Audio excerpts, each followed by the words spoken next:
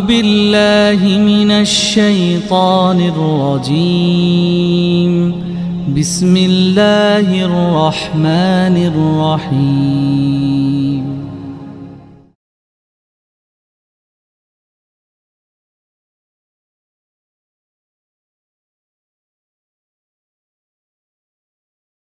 Assalamualaikum warahmatullahi wabarakatuh. Waalaikumsalam. Alhamdulillahi rabbil alamin. Alhamdulillahilladzi anjala sakinata fi qulubil mu'minin liyasdadu imanan ma'a imanihim. Wa ashhadu an la ilaha illallah wahdahu la syarikalah wa ashhadu anna Muhammadan abduhu wa rasuluh al-mab'utsu rahmatan lil alamin. Allahumma aftah lana qulubana wa alhimna rushdana wahdina ila siratikal mustaqim. Ibu dan Bapak Majelis Madani rahimani warahmukumullah, wabil khusus yang teramat kita ta'zimi, Allah cintai, Allah muliakan dunia dan akhirat, gurunda tercinta Ustadz Dudi Mutakin yang telah memberikan pengantar yang membuat saya sudah tidak ingin lagi banyak bicara, Ustadz Ersyad. Terlalu jelek ya ke perasaan, Masya Allah. Mudah-mudahan gurunda tercinta senantiasa dalam kesehatan dan keistiqomahan untuk terus membimbing umat menemukan cahaya hidayah dan bisa mengantarkan kita semua menemukan jalan pulang ke surga. Juga para asatidah al-kiram al-afadil yang hadir di malam hari ini, gurunda Ustadzah Imas Karyama dan para asatidah yang lain, kita doakan mudah-mudahan, termasuk juga gurunda tercinta Ustadz Ersyad Mutakin, kita doakan mudah-mudahan para asatidah kita, para ulama kita senantiasa terus istiqomah membimbing kita untuk terus bisa menemukan hasanah fid dunia dan hasanah fil akhirah. Juga kepada seluruh jamaah Majelis Madani, puji syukur hanya milik Allah. Mudah-mudahan pertemuan iman kita di malam hari ini untuk menaut hati, mengeja cinta, melingkar iman, semoga Allah catat menjadi bagian terbaik, terindah, dan tersempurna dari amal soleh yang kita. Apalagi kalau kita lihat di surah At-Taubah ayat 36, kita sudah masuk ke bulan yang disebut oleh Allah dengan arba'atun hurum. Satu bulan di antara 4 bulan yang yang hurum, ya, yang dimuliakan dan diagungkan. Dan makna dari hurum di surat At-Taubah 36 ini dijelaskan oleh Ibnu Abbas. Maksud bulan-bulan yang hurum, yang diutamakan dan dimuliakan itu adalah, kata Ibnu Abbas, setiap kebaikan kita dilipat gandakan pahalanya dan setiap kemaksiatan kita dilipat gandakan dosanya. Ini penjelasan Ibnu Abbas terkait dengan makna dari arba'atun hurum, 4 bulan yang hurum, yang Allah sampaikan di surah At-Taubah ayat 36 ya, yaitu bulan Rajab, Dzulqa'dah, Dzulhijjah, dan Muharram. Dan kita saat ini sudah masuk ke bulan Dzulhijjah. Yang kalau kita lihat kalimat guru kita semua ya, Syekh Mahmud Shaltut, seorang ulama besar dari Mesir dan pernah menjadi Grand Azhar, Ustadz Ersyad, dalam kitab beliau judulnya Al-Islam Aqidah wa Syariah, beliau mengatakan bahwa bulan Dzulhijjah itu disebut dengan Syahrut Tadhiyah, yaitu bulan pengorbanan. Kenapa? Karena di bulan ini semua umat Islam dituntut berkorban ya untuk Allah Subhanahu wa taala. Umat Islam yang tidak berangkat ibadah haji itu dituntut untuk berkorban menyembelih hewan kurban di tanggal 10, 11, 12 atau 13 Dzulhijjah. Ini dituntut pengorbanannya untuk Allah Subhanahu wa taala. Dan umat Islam yang berangkat haji itu dituntut melakukan 3 pengorbanan. Yang pertama, malan katsira, harta yang tidak sedikit. Yang kedua adalah waktan tawila, waktu yang tidak sebentar. Dan ketiga adalah zahdan fisik yang tidak ringan. Jadi di bulan ini semua umat Islam itu dituntut untuk melakukan pengorbanan. Makanya Syekh Mahmud Shaltut menyebut Dzulhijjah dengan Syahrul Tadhiyah, yaitu bulan pengorbanan. Ini menunjukkan kepada kita Bapak Ibu sekalian bahwa at-ta'ah tahtaju ila tadhiyah. Ketaatan membutuhkan pengorbanan, ya. La ta'ata bila tadhiyah. Tidak mungkin kita bisa membangun indahnya istana ketaatan kalau kita tidak punya bahan dasar bernama tadhiyah, yaitu pengorbanan. Malam hari ini kita ngaji bersama gurunda tercinta, Ustadz Dudi Mutakin. Ini sebuah ketaatan dan pasti sangat membutuhkan pengorbanan. Malam hari ini pengorbanan kita nahan rasa ngantuk, ya, dan lain sebagainya. Namun kata Syekh Mahmud Shaltut, at-tadhiyah tajlibul barokah. Maka setiap pengorbanan akan melahirkan keberkahan. Ya, akan melahirkan keberkahan. Maka mudah-mudahan di setiap pengorbanan kita untuk membangun indahnya ketaatan kepada Allah Subhanahu wa taala itu melahirkan berjuta keberkahan yang Allah hadirkan di langit dan di bumi sebagaimana yang Allah sampaikan di surah Al-A'raf ayat 96, ya. Baik, Ibu dan Bapak yang semoga Allah rahmati dan Allah berkahi, kembali kepada Allah ini adalah ungkapan untuk dua tema sebetulnya.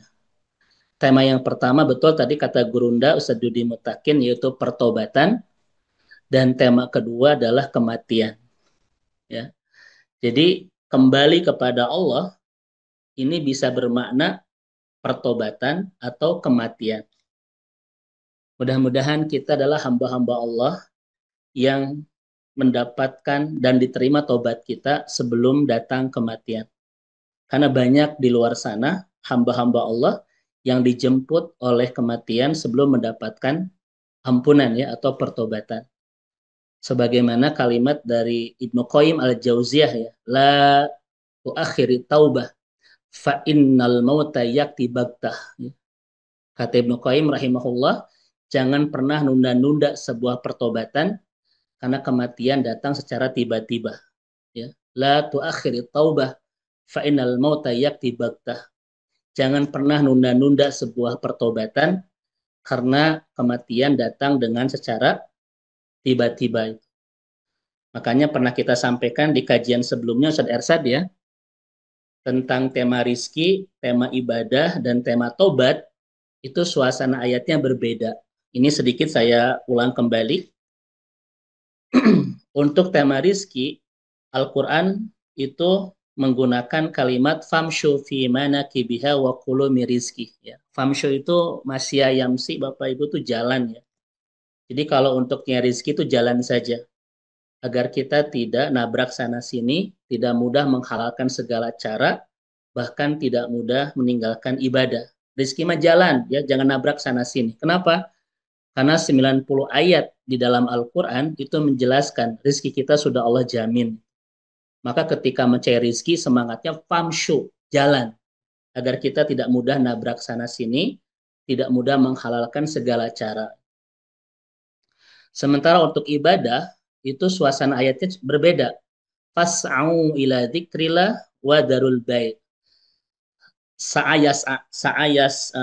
itu Bapak Ibu sekalian artinya, jadi kalau untuk ibadah bersegera dan tinggalkan kesibukan duniamu ketika datang panggilan ibadah. Ini kenapa harus bersegera masalah ibadah?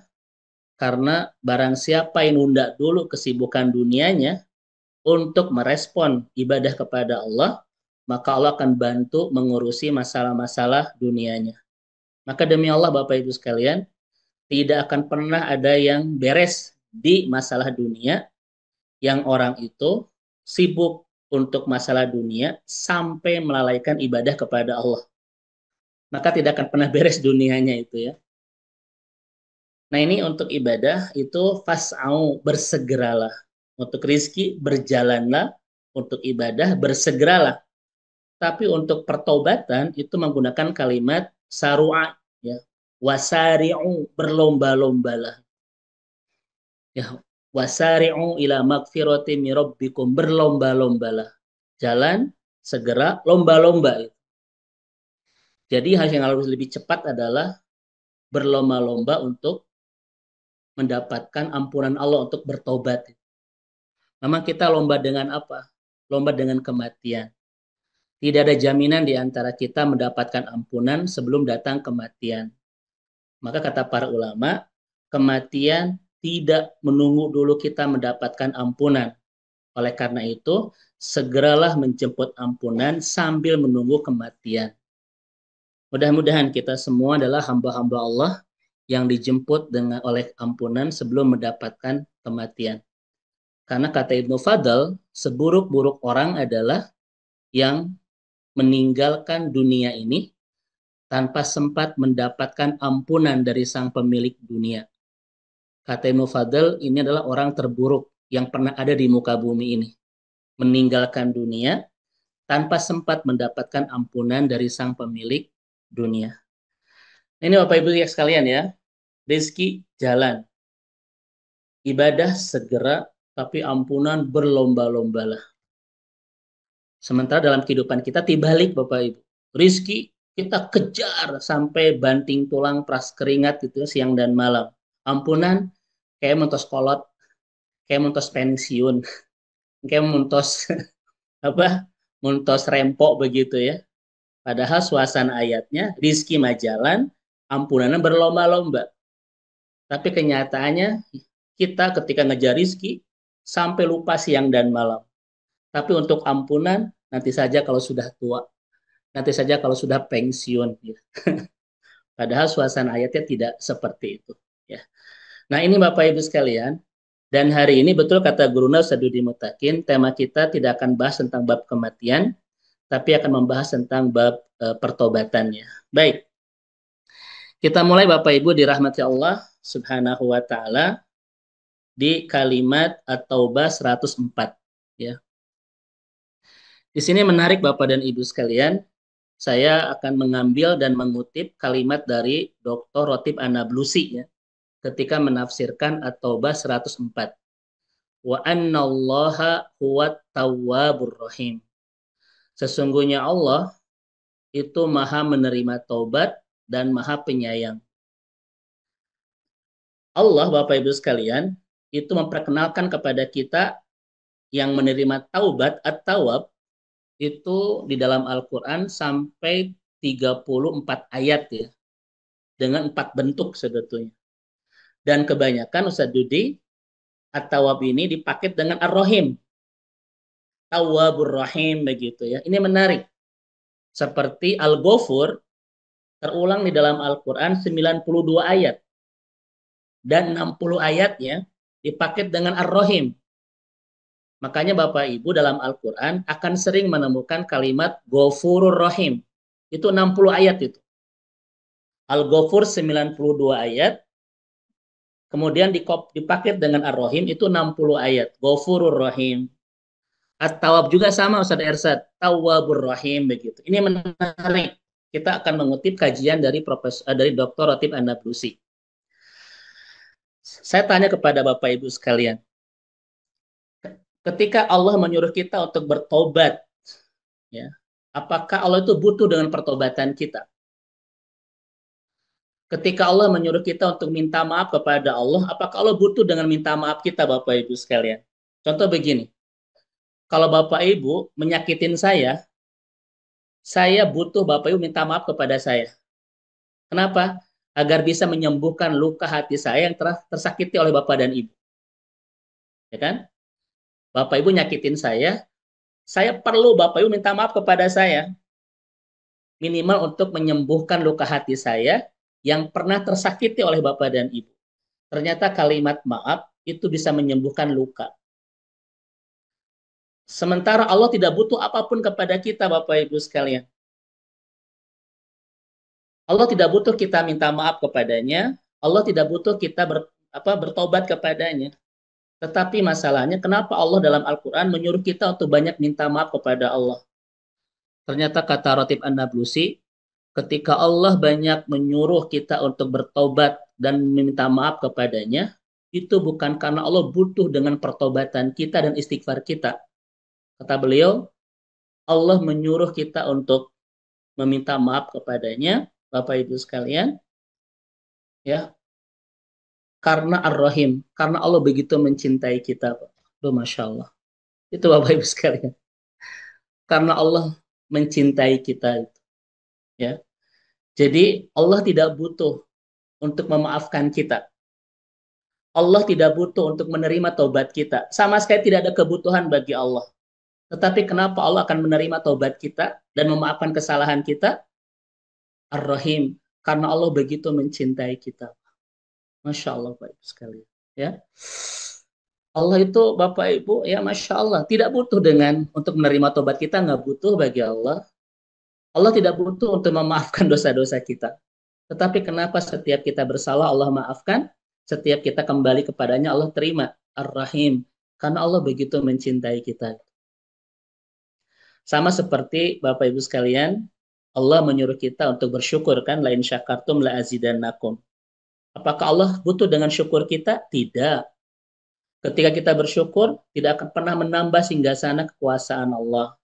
Ketika kita tidak bersyukur, tidak akan pernah mengurangi kehebatan kemahabesaran Allah. Karena Allah tidak butuh dengan syukur kita. Kalau Allah tidak butuh, kenapa Allah menyuruh kita bersyukur? Lain syakartum la azidannakum. Karena Allah ingin menambah-nambah buat kita itu. Ya semuanya kebutuhan kita, bukan kebutuhan Allah. Nah, di sini menarik Bapak Ibu dirahmati Allah. Mari kita lihat. Ya, itu tadi Tawwabur Rahim.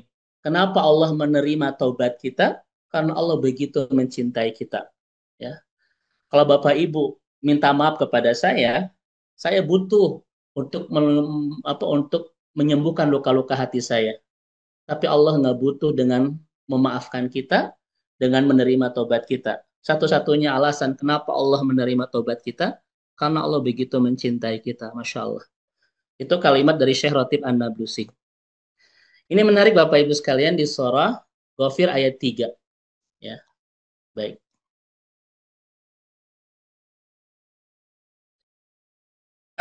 Ada kalimat waqabilit taubi syadidil iqab. Dan Allah menerima taubat dan keras hukumannya. Ini menarik. Satu sisi Allah berbicara masalah menerima taubat, tapi sisi lain Allah berbicara masalah keras siksaannya itu, keras hukumannya. Ini menarik untuk kita tadaburi Bapak Ibu sekalian. Kenapa dua kalimat ini Allah satukan dalam satu ayat? Qabilit taubi syadidil iqab.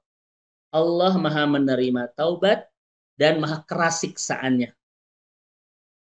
Seakan-akan tidak nyambung kan? Ternyata ayat ini sangat indah sekali Bapak Ibu kalau kita renungkan. Kenapa antara menerima taubat dan keras siksaannya dipaket dalam satu ayat? Kata para tafsir, bagi sesiapapun jangan bermudah-mudah untuk berdosa. Kenapa? Karena Allah keras siksaannya. Tapi siapapun yang sudah berdosa, jangan berputus asa. Karena Allah Maha menerima taubat kita. Indah Bapak Ibu ya. Bagi siapapun di antara kita, jangan pernah meremehkan sebuah dosa. Karena Allah keras siksaannya. Tapi bagi siapapun yang sudah berdosa, jangan pernah berputus asa. Karena Allah Maha menerima taubat kita. Saya tanya kepada ibu dan bapak. Kalau Allah hanya qabilit taubi, hanya menerima taubat, dan tidak ada kalimat syadidil iqab, keras siksaannya, kira-kira di antara kita mudah nggak untuk berbuat dosa? Shalom Bapak Ibu ya. Kalau Allah hanya menerima taubat, dan tidak ada kalimat keras siksaannya, kira-kira di antara kita mudah nggak berbuat dosa? Mudah. Kenapa? Toh Allah itu Maha menerima taubat. Ya kan? Sebaliknya, kalau Allah keras siksaannya dan tidak ada kalimat menerima taubat, kira-kira orang-orang yang banyak maksiat berputus asa nggak dari ampunannya? Itu Bapak Ibu sekalian. Ini kalimat sangat indah sekali. Kenapa menerima taubat dan keras siksaannya dipaket dalam satu ayat? Ini akan menjelaskan dua makna. Bagi siapapun, jangan pernah bermudah-mudah dalam dosa. Karena Allah keras siksaannya. Namun bagi siapapun yang sudah berdosa, jangan pernah berputus asa dari ampunannya. Kenapa? Karena Allah Maha menerima tobat hamba-hambanya itu. Masya Allah Bapak Ibu sekalian ya. Membuat kita tidak mudah berdosa, tetapi ketika kita sudah berdosa, tidak mudah berputus asa. Ya, Masya Allah. Baik, Ibu dan Bapak yang dirahmati Allah Subhanahu wa Ta'ala, sebetulnya kajian kita, Ustadz Dudi Mutakin, Ustadz Ersad, Ustadz Hashim, Ustadzah Imas, dan lain sebagainya, para asatidz kita, sebetulnya saya ingin membahas satu ayat di surah Taubah 118. Ini menarik untuk kita bahas di pertemuan Majelis Madani di malam hari ini. Ya, mohon izin saya share dulu. Mari Bapak Ibu kita lihat.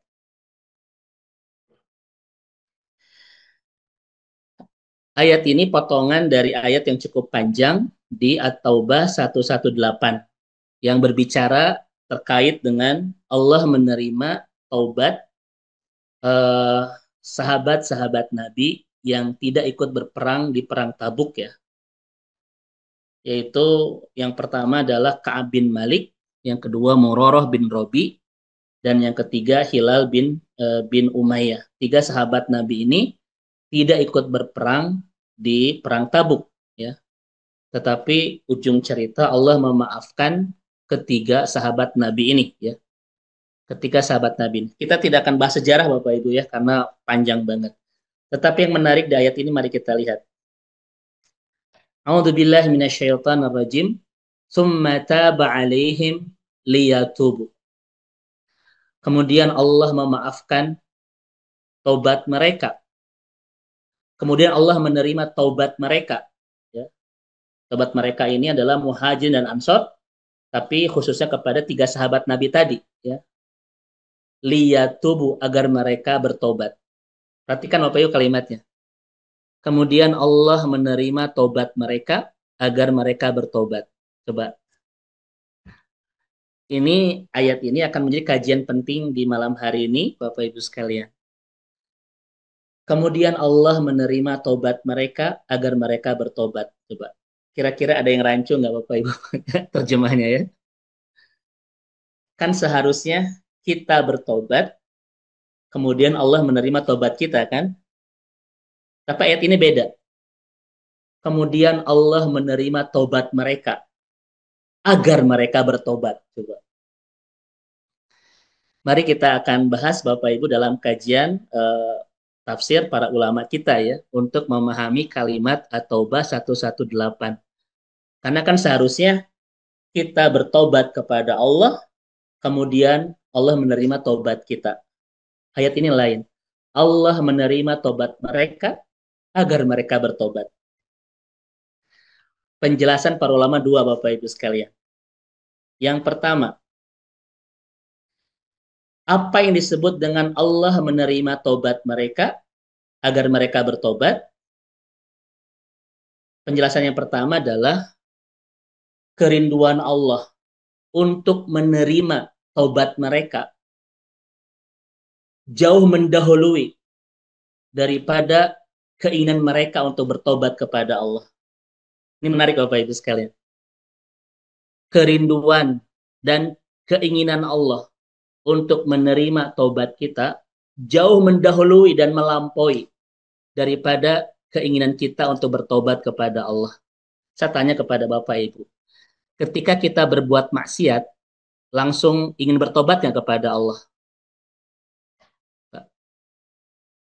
Belum tentu Bapak Ibu sekalian. Bahkan ketika orang berbuat maksiat, mungkin dalam pikirannya ingin mengulang-ulang kembali kemaksiatan itu kan? Karena tidak ada jaminan orang ketika berbuat maksiat langsung ingin bertobat. Tidak ada jaminan. Bahkan boleh jadi pertobatan kita hari ini itu adalah untuk dosa-dosa kita di puluhan tahun yang lalu Bapak Ibu sekalian. Betul tidak? Tapi demi Allah Pak, ketika kita berbuat maksiat, belum tentu langsung ingin bertobat kepada Allah. Tetapi di maksiat pertama itu, Allah langsung ingin dan rindu ingin segera menerima tobat kita. Itu maksud pertama. Salam Bapak Ibu ya, saya ulang ya. Ini menarik. Ketika kita berbuat maksiat, belum tentu langsung ingin bertobat kepada Allah. Bahkan pertobatan-pertobatan kita hari ini untuk dosa-dosa kita di puluhan tahun yang lalu. Tetapi demi Allah, ketika kita berbuat maksiat, di hari pertama kita berbuat maksiat itu, Allah sudah rindu dan ingin segera menerima tobat kita. Apa kata Amr Khalid? Jangan pernah membiarkan Allah terlalu lama dalam penantian untuk menerima tobat-tobat kita. Ketika kita berbuat maksiat, segera bertobat kepada Allah. Itu Bapak Ibu sekalian ya. Ini makna pertama dari summata ba'alihim liyatubu. Keinginan Allah untuk menerima tobat kita itu jauh Pak, mendahului daripada keinginan kita untuk bertobat kepada Allah Subhanahu wa taala. Makanya kata Rasulullah Shallallahu alaihi wasallam dalam hadis riwayat Imam Bukhari dan Imam Muslim, Rasul mengatakan Allah betapa bahagia dengan taubatnya seorang hamba. Ya. Allah sangat bahagia dengan taubatnya seorang hamba. Sampai-sampai Bapak Ibu sekalian, saking Allah bahagia dengan taubatnya seorang hamba, di hadis riwayat Imam Ahmad, fa'in tabu fa'ana habibuhum. Kalau mereka bertobat kepadaku, aku langsung jadi kekasih bagi mereka. Di Al-Baqarah, innallaha yuhibbut tawwabin. Aku akan mencintai orang-orang yang bertobat. Bahkan di ayat ini, saking Allah bahagia dan orang yang bertobat, Bapak Ibu, ketika kita bertobat kepada Allah, itu bukan sekedar bersih dosa-dosa kita, tetapi dosa-dosa itu diganti dengan segala kebaikan. Coba lihat ayatnya. Maka kejahatan mereka diganti Allah dengan kebaikan. Coba Bapak Ibu sekalian. Illa man taba wa amana wa amila amalan salihah faulaika yubaddilullahu sayyiatihim hasanat. Bapak Ibu, kenapa Allah begitu bahagia dengan taubatnya seorang hamba? Sampai-sampai orang yang bertobat itu fa'anna habibuhum. Aku jadi kekasih bagi mereka. Aku mencintai mereka. Dan aku ganti keburukan-keburukannya dengan berjuta-juta kebaikan. Setidaknya ibu dan bapak sekalian, ada 3 alasan. Kenapa Allah begitu bahagia dengan taubatnya seorang hamba? Alasan pertama adalah, Bapak Ibu, Allah itu ingin membawa kita ke surga. Dan orang yang bertobat sudah kembali ke jalan yang tepat untuk mengantarkan dia ke surga. Ini alasan pertama. Kenapa Allah bahagia dengan taubatnya seorang hamba? Karena Allah ingin mengantarkan hambanya ke surga. Dan orang yang bertobat sudah kembali ke jalan yang tepat untuk mengantarkan dia pulang ke surga. Masya Allah. Ya. Makanya Allah sangat bahagia dengan tobatnya seorang hamba. Alasan kedua, kenapa Allah begitu bahagia dengan tobatnya seorang hamba? Karena Allah tahu tidak ada di antara kita yang akan kuat disiksa api neraka itu. Ini Bapak Ibu coba lihat. Surat An-Nisa ayat 27 dan 28. Wallahu yuridu ayyatuba alaikum. Satu-satunya keinginan Allah kepada kita adalah hanya ingin menerima taubat kita. Keinginan kita kepada Allah banyak. Tapi keinginan Allah kepada kita, Bapak Ibu, dalam Al-Quran, ini. Allah hanya ingin menerima taubat kita itu. Apa yang Bapak Ibu inginkan dari Allah? Banyak. Tidak terhitung. Ya kan? Tapi apa yang Allah inginkan dari kita? Hanya ingin menerima taubat kita itu. Makanya gurunda tercinta Ustaz Dudi Mutakin ya, saya mendapatkan pelajaran berharga dari para ulama kita. Antara usia 40 tahun ke belakang dan 40 tahun ke atas harus berbeda. Apa kata salafus saleh kita? Sebelum usia 40 tahun, kita disibukkan dengan apa yang kita inginkan dari Allah. Tapi setelah 40 tahun ke sana harus berubah. Menjadi apa? Apa yang Allah inginkan dari kita. Nah, sekalian ya. Jadi kalau sebelum 40 tahun, kesibukannya adalah apa yang kita inginkan dari Allah. Tapi 40 tahun ke sana harus berubah. Kesibukannya apa? Apa yang Allah inginkan dari kita. Kira-kira Bapak Ibu saat ini masih disibukkan dengan apa yang kita inginkan dari Allah atau apa yang Allah inginkan dari kita? Sekalian ini. Bapak Ibu, apa yang kita inginkan dari Allah banyak, tapi apa yang Allah inginkan dari kita? Satu. Allahu yuridu ayyatuba alaikum. Allah hanya ingin menerima tobat kita. Kenapa Allah begitu ingin menerima tobat kita? Ayat 28-nya menjelaskan, yuridullah ayyuhaffifa ankum.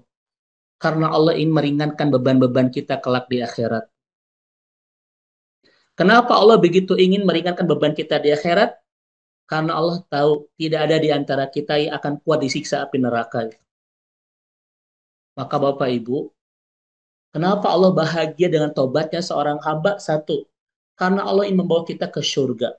Yang kedua, karena Allah tahu tidak ada di antara kita yang akan kuat disiksa api neraka. Ya. Makanya di hadis riwayat Imam Muslim, Bapak Ibu, apa kata Rasulullah SAW? Tanazalu tabaraka wa ta'ala kulla lailatin minas sama'id dunya hinna yabqa thuluthul lail akhir. Setiap malam, di sepertiga malam, Allah turun menemui kita. Untuk apa? In istaghfaruhu ghafaru lahum. Siapa yang minta maaf, pasti aku ampuni. Saking Allah ingin memaafkan dosa kita, Ustaz Hasim ya, setiap malam di sepertiga malam Allah menemui kita dan menawarkan itu. Siapa yang minta maaf, aku ampuni. Oh, sekalian. Makanya kata para ulama, salah satu tempat dan waktu ijabah doa adalah sepertiga, mohon maaf, hinna yabqa sulusul lail akhir, di sisa sepertiga malam. Ya. Itu Bapak Ibu sekalian. Ini alasan kedua, kenapa Allah bahagia dengan tobatnya seorang hamba.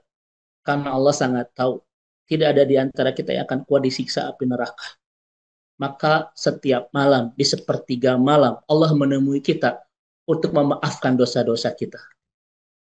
Pertanyaannya, ketika Allah yang akan memaafkan dosa-dosa kita, datang setiap malam, di sepertiga malam menemui kita, sedang apakah kita yang perlu dimaafkan ini? Jawabannya sedang bobot cantik. Kita sedang tidur terlelap gitu ya. Baik Bapak Ibu sekalian. Yang terakhir, kenapa Allah begitu bahagia dengan tobatnya seorang hamba? Kenapa? Karena sebelum hamba ini bertobat, Allah sudah rindu, ingin segera menerima tobatnya. Tsumma taba 'alaihim liyatubu.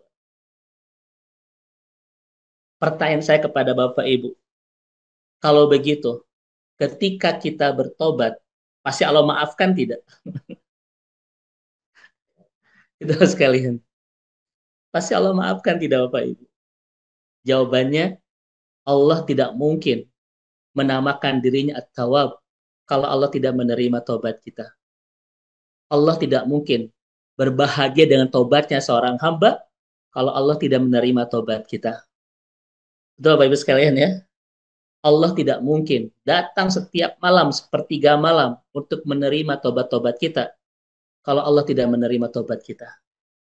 Maka Bapak Ibu, kalau Ibu dan Bapak bersalah kepada saya, kemudian minta maaf, wajar sungkan, wajar pesimis, wajar merasa was-was, wajar merasa khawatir.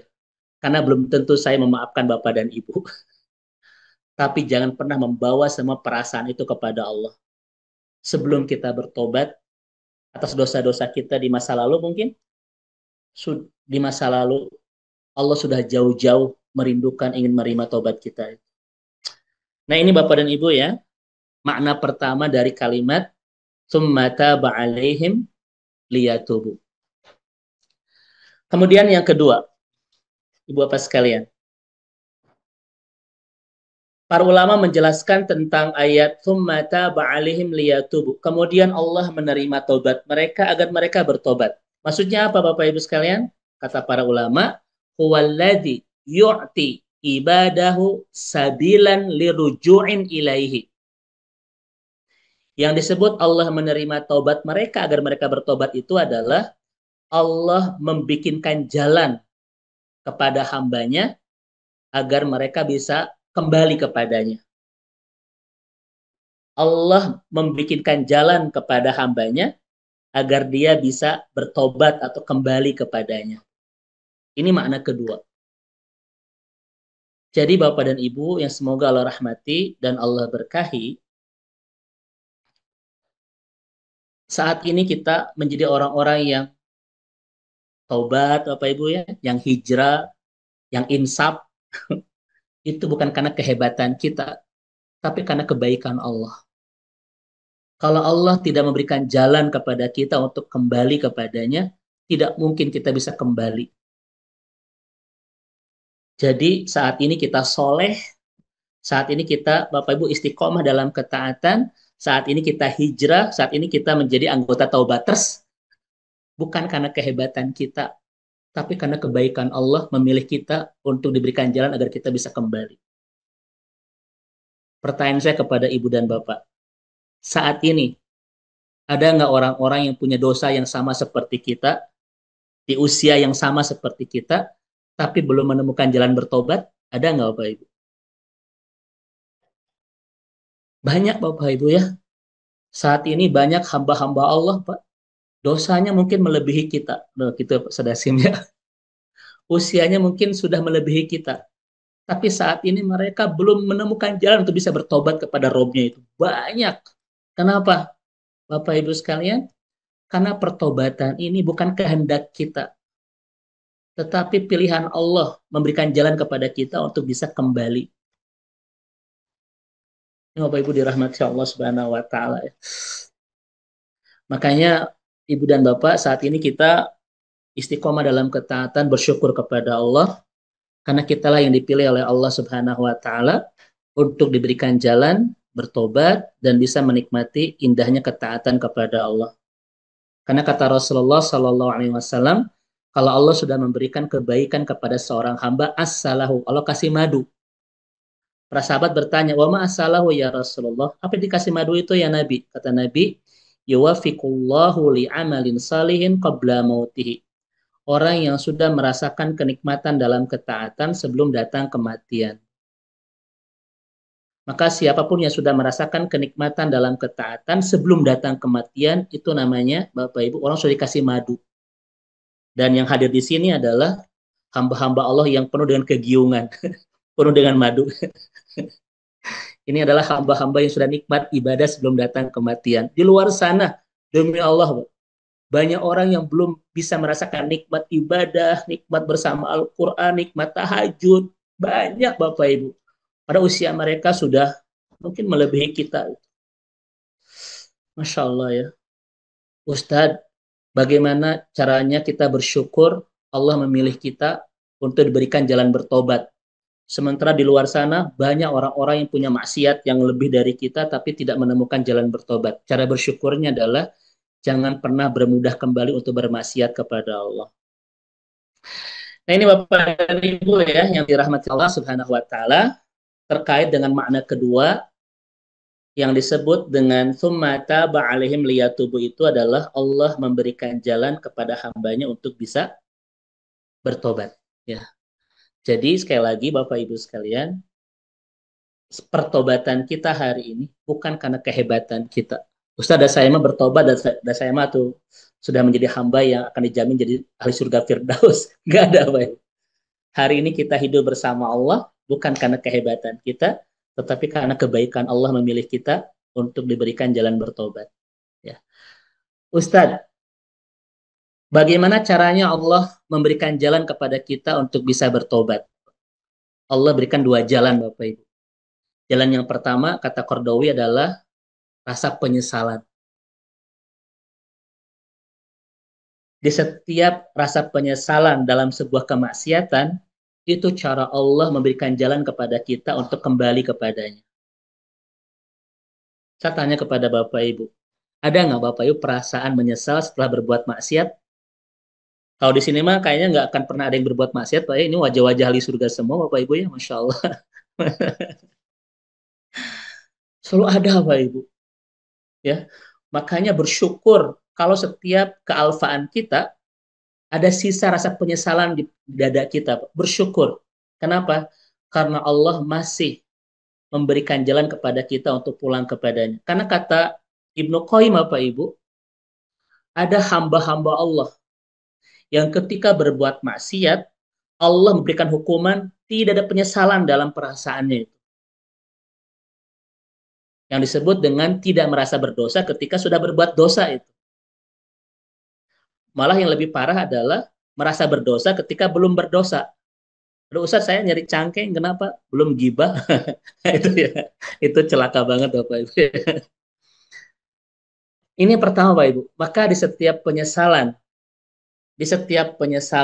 akibat sebuah kemaksiatan, itu cara Allah memberikan jalan kepada kita untuk segera kembali kepadanya. Makanya Bapak Ibu saat ini misalnya kita merenung, aduh saya dulu pernah ninggalin sholat, aduh saya dulu pernah buka aurat, aduh saya dulu pernah bla bla bla gitu ya. Itu Bapak Ibu cara Allah loh membuat kita itu untuk kembali kepadanya. Jangan pernah disia-siakan. Kan Al-Quran Bapak dan Ibu punten. Penyesalan itu ada dua. Yang pertama namanya an-nadmu. Yang kedua namanya al-hasratu. Dua-duanya artinya penyesalan. Yang pertama an-nadmu, yang kedua al-hasratu. Kalau an-nadmu Bapak Ibu itu penyesalan di dunia. Ya.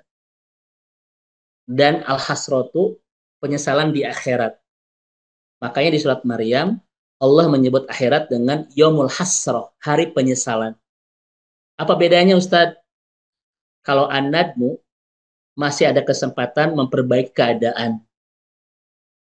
Kalau al-hasratu penyesalan yang tidak memberikan kesempatan kita memperbaiki keadaan. Maka kalau kita menyesal di dunia namanya an-nadm, nadmu. Kalau menyesal di akhirat namanya al-hasratu. Kalau kita di dunia, Bapak Ibu, diberikan rasa nyesal akibat sebuah kemaksiatan, itu cara Allah memberikan jalan kepada kita agar kita bisa bertobat. Ya, ini yang pertama, Ibu dan Bapak yang dirahmati Allah Subhanahu wa Ta'ala. Yang kedua, Bapak Ibu, cara Allah memberikan jalan kepada kita untuk bertobat adalah sebagaimana yang Allah sampaikan di surah As-Sajdah 21, yaitu dengan musibah. Maka Bapak Ibu jangan pernah berburuk sangka ketika Allah menghadirkan musibah kepada kita. Karena musibah itu kata Qardawi rute kita untuk bisa pulang. Ya. Jadi ketika kita mendapatkan musibah bukan mengatakan Allah sedang musibahiku, tetapi Allah sedang memberikan jalan kepadaku untuk bisa kembali kepadanya. Makanya Bapak Ibu lihat di surat Sajdah ayat 21. Ya. Allah kadang memberikan musibah di dunia agar kita terhindar dari musibah kelak di akhirat. Ini Bapak Ibu ya, Allah kadang memberikan musibah kita di dunia agar kita terhindar dari musibah kelak di akhirat. Kenapa? Lihat ujung ayatnya, la'allahum yarji'un. Karena orang-orang yang mendapatkan musibah di dunia itu cepat kembali kepada Allah. Sehingga ketika dia kembali kepada Allah, dia akan terhindar dari musibah kelak di akhirat. Tapi kita tidak boleh Bapak Ibu meminta musibah kepada Allah kan. Ya Allah, berikan aku musibah sebanyak-banyaknya agar aku bisa bertobat kepada Engkau. Tidak boleh, Pak. Tapi ketika kita mendapatkan musibah, jangan buruk sangka. Itu mungkin cara Allah untuk memberikan jalan kepada kita agar kita bisa kembali kepadanya. Setuju Bapak Ibu ya? Sebagaimana yang Allah sampaikan di surah As-Sajdah ayat 21. Maka Ibu dan Bapak yang dirahmati Allah, jangan salah paham.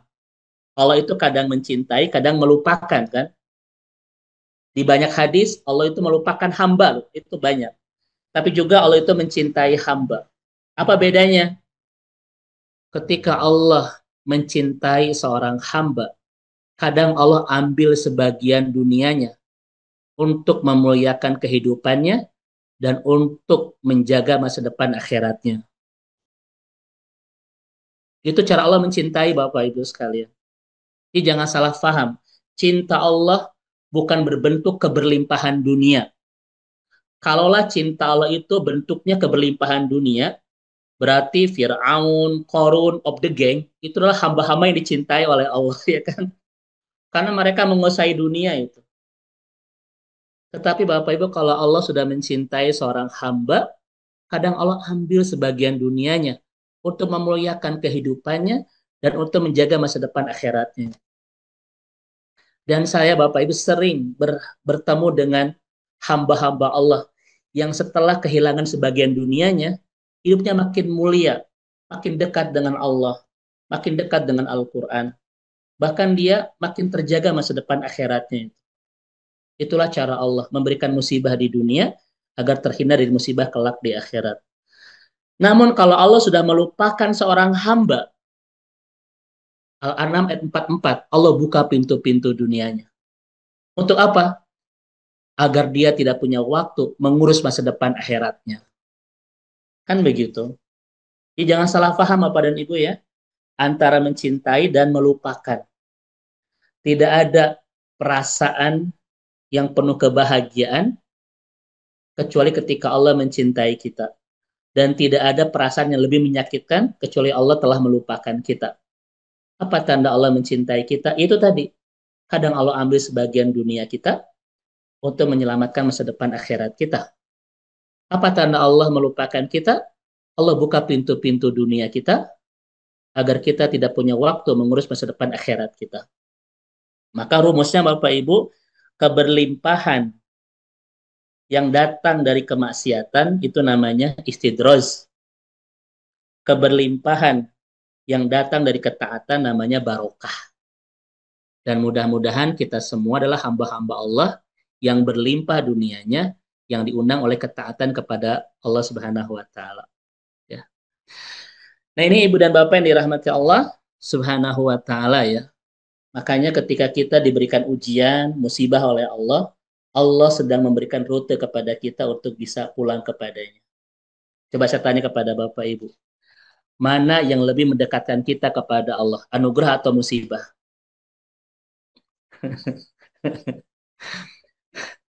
Yang lebih mendekatkan kita kepada Allah adalah anugerah atau musibah, Bapak Ibu ya? Musibah. Musibah, Bapak Ibu. Bapak Ibu ingin lebih dekat, ingin lebih jauh dengan Allah. Dekat. Kalau begitu pilih musibah, pilih anugerah. Bapak Ibu sekalian, saya ingat kalimat dari Dr. Amr Khalid. Seseorang itu akan tersadar hidupnya dengan 3 cara. Dia tidak bisa menolak kebenaran ini. Jadi ada hal yang tidak bisa kita tolak dalam hidup ini namanya kebenaran atau hidayah itu. Itu nggak bisa kita tolak.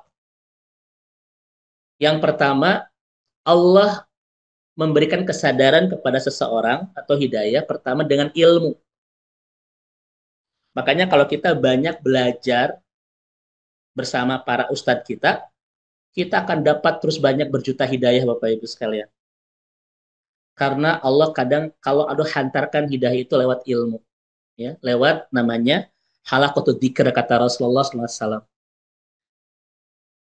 Makanya Ibu dan Bapak sekalian, di setiap ada kesadaran dalam sebuah lingkaran iman seperti ini, yakinlah itulah hidayah yang Allah berikan kepada kita. Ketika tadi kita mendengarkan Ustadz Dudi memberikan tausiah kepada kita, kalau kita bilang itu ada hal yang kita perbaiki dalam kehidupan kita, itu namanya hidayah Bapak Ibu. Dan kata Dr. Amr Khalid, bahkan kata Dr. Ali As-Salabi, seorang pakar sejarawan Muslim dunia saat ini, tidak ada yang paling mahal di kehidupan seorang hamba itu kecuali hidayah.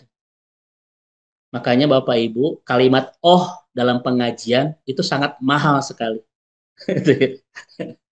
Makanya kalau Bapak Ibu ketika dengar Ustadz Dudi Mutakin kajian terus kita bilang itu mahal banget Bapak Ibu. Kenapa?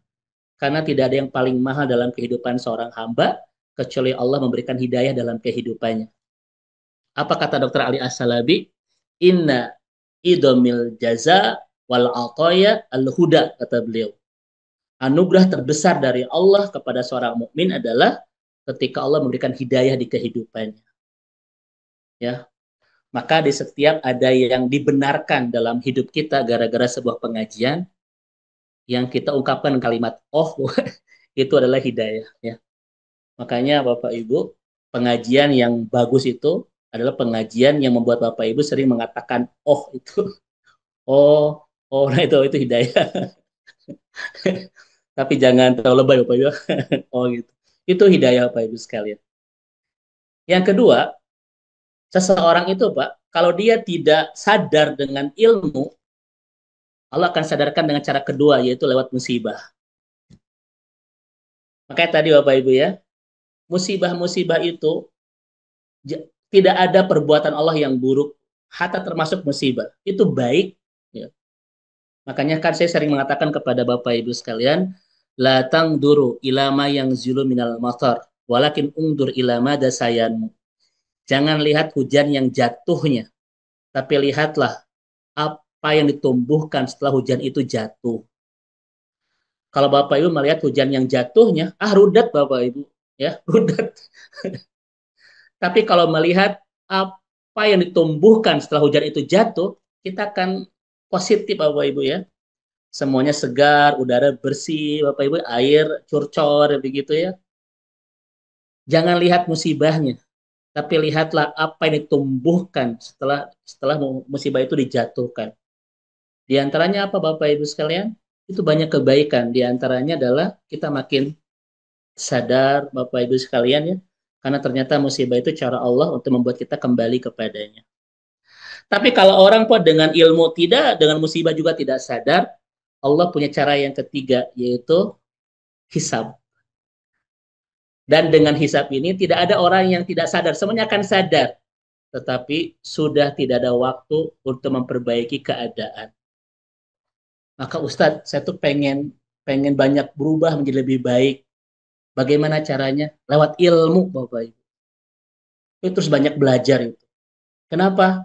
Karena lewat ilmu kita akan banyak berubah menjadi baik tanpa ada harga mahal yang kita bayar. Kalau lewat musibah itu baik juga, tapi ada harga mahal yang kita bayar itu kalau musibah. Ya, tetapi Bapak dan Ibu, dengan ilmu tidak, dengan musibah tidak, Allah akan sadarkan kita ketika dihisab nanti di yaumul akhir. Aduh, ternyata saya banyak dosa. Aduh, ternyata saya banyak gibah.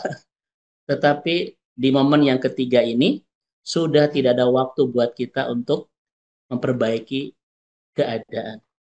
Nah, oleh karena itu, Ibu dan Bapak yang dirahmati Allah, apa kata Ibnu Taimiyah rahimahullah? Kalau kita banyak masalah, pertama yang kita salahkan adalah diri kita. Mungkin kita kurang tahajud, kurang sedekah, kurang apa. Jangan pernah mudah menyalahkan Allah, jangan pernah mudah menyalahkan orang lain, apalagi tetangga kita. Itu saja. Tapi yang pertama kita salahkan adalah kita. Kenapa Bapak Ibu sekalian? Allah tidak memberikan musibah dalam kehidupan kita, kecuali untuk membuat kita semakin mendekat dan merapat kepadanya. Saya punya kalimat yang sangat indah dari Dr. Sholeh Al-Magomisi, Bapak Ibu. Apa kata beliau? Innallaha idza ahaba 'abdan yankasiru qalbahu wa huwa fi tariqihi ilallah. Kalau Allah sudah mencintai seorang hamba, Allah akan lukai hatinya. Yang dengan itu, dia pasti kembali merapat kepada Robnya. Itu kalimat dari Sholeh Al-Magomisi ya. Kalau Allah sudah mencintai seorang hamba, kadang Allah lukai kehidupannya.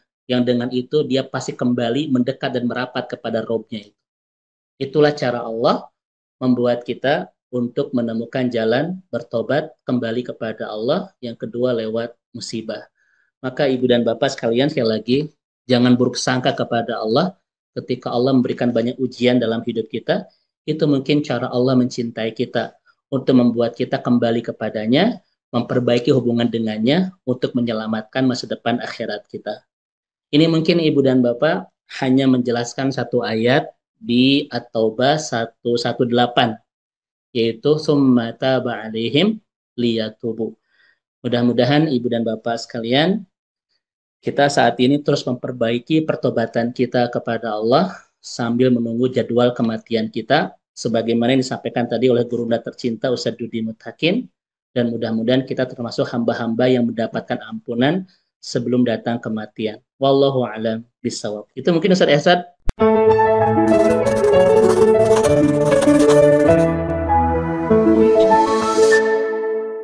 أعوذ بالله من الشيطان الرجيم بسم الله الرحمن الرحيم